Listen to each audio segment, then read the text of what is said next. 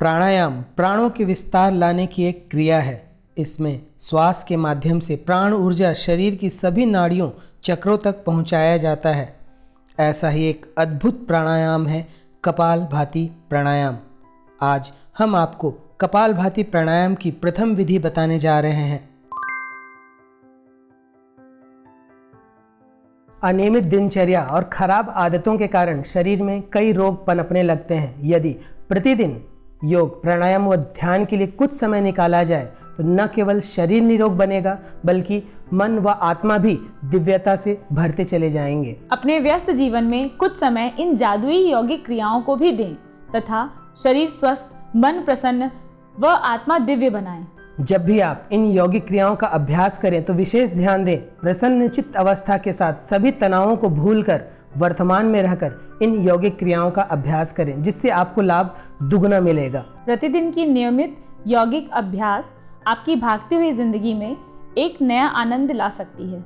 और सबसे जरूरी बात यह है कि नियमितता। जब भी आप कोई छोटे से छोटा या बड़े से बड़ा कार्य नियमित होकर करते हैं तब असंभव कार्य को भी आप संभव बना सकते हैं। तो नियमितता के साथ इन यौगिक क्रियाओं का अभ्यास करें और खूब लाभ लें। तो सही ढंग से यौगिक क्रियाओं का अभ्यास करिए और अपना ही सहयोग अपने आप को उत्कृष्ट मानव बनाने में करिए। तो चलिए आज की यौगिक अभ्यास आरंभ करते हैं,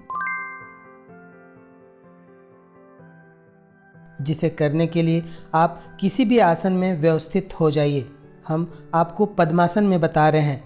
अब पद्मासन पर बैठकर कमर को सीधी इस तरह रखकर श्वास लीजिए। श्वास छोड़ते हुए एक झटके में श्वास को छोड़ना है और जब श्वास छोड़ेंगे उस समय नाभि को अंदर की ओर खींचना है, ऐसे जैसे नाभि को मेरुदंड से स्पर्श करा रहे हों।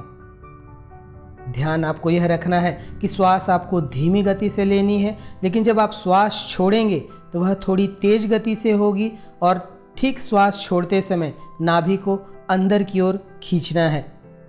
केवल इस प्राणायाम को कर रहे हैं तो 20 मिनट तक कर सकते हैं। अन्य प्राणायाम के साथ में इसे 2 से 3 मिनट या 20 बार करना पर्याप्त होगा।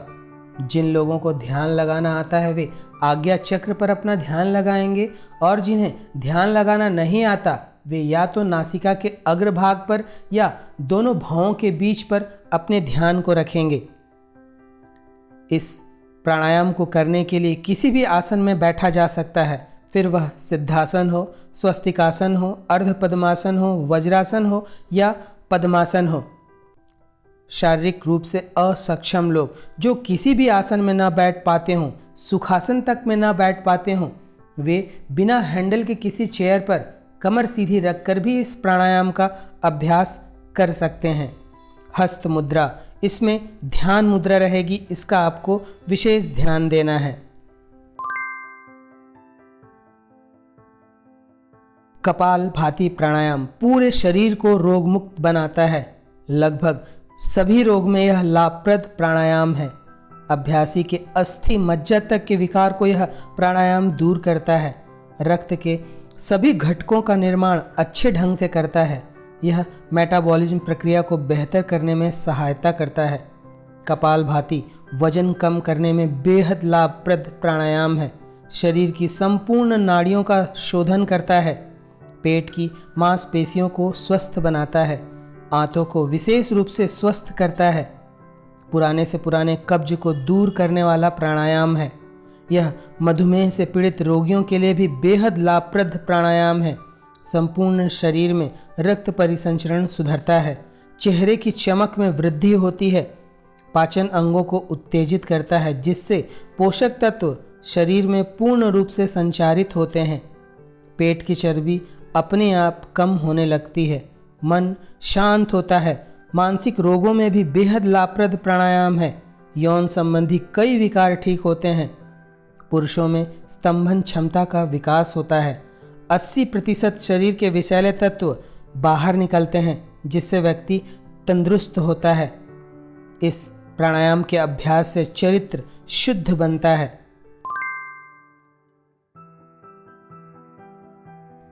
संस्कृत शब्द कपाल का अर्थ होता है ललाट या माथा और भाति का अर्थ होता है प्रकाश या दीप्ति। इसका अर्थ बोध या ज्ञान भी होता है। अतः कपालभाति वह प्राणायाम है जो मस्तिष्क के आगे भाग में प्रकाश या ज्ञान लाता है। इससे माथा चमकदार बनता है। इस अभ्यास का दूसरा नाम कपाल शोधन है। शोधन का अर्थ भी शुद्ध करना होता है। कपालभाति प्राणायाम के अभ्यास से शरीर के सभी चक्र तथा नाड़ियां शुद्ध होती हैं। अभ्यासी को सभी चक्रों के स्वस्थ, संतुलित व सक्रिय होने के लाभ मिलते हैं। अभ्यासी दिन प्रतिदिन दिव्य होता चला जाता है।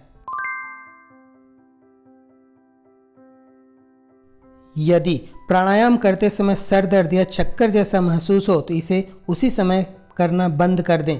फिर थोड़ी देर बाद जब सहज महसूस हो तो इसे धीमी गति से इसका अभ्यास कर सकते हैं। सहजता के साथ ही इस प्राणायाम का अभ्यास करें। प्रारंभ में बिल्कुल धीमी गति से पेट को अंदर की ओर झटका मारें। फिर धीरे धीरे अभ्यास बढ़ने पर पेट को और जोर से झटका भीतर की ओर मारा जा सकता है। अस्थमा व श्वास के गंभीर रोग बढ़े हुए अवस्था में इसका अभ्यास न करें। स्वस्थ व दिव्य व्यक्ति की पहचान उसके माथे से भी होती है। स्वस्थ व्यक्ति का माथा तेजोमय व चमकदार होता है। कपालभाति प्राणायाम ऐसा ही एक प्राणायाम है जो व्यक्ति को पूरी तरह तंदुरुस्त बनाता है। बुद्धि भी स्वस्थ व तीक्ष्ण बनती है। तो यह था कपालभाति प्राणायाम करने की विधि, लाभ व सावधानियाँ।